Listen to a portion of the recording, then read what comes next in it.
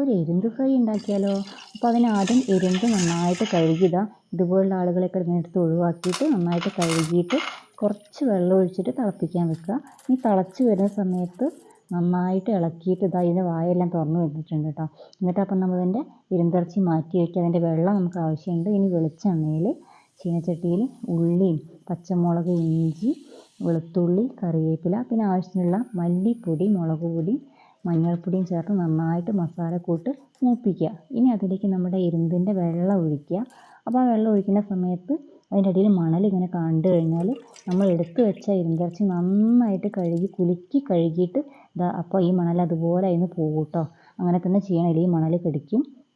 ഇനി നമ്മുടെ മസാലക്കൂട്ടിലേക്ക് ഈ ഒരു എരുന്തിറച്ചി തട്ടിയിട്ട് മൂടി വെച്ചിട്ട് 5 മിനിറ്റ് വേവിക്കുക. തീ കുറച്ച് വെച്ചാൽ മതി. വെള്ളം വറ്റി വെന്തിട്ടുണ്ട്. ഇപ്പോൾ നമ്മുടെ എരുന്ത് ഫ്രൈ ഇവിടെ റെഡി ആയിട്ടുണ്ട്.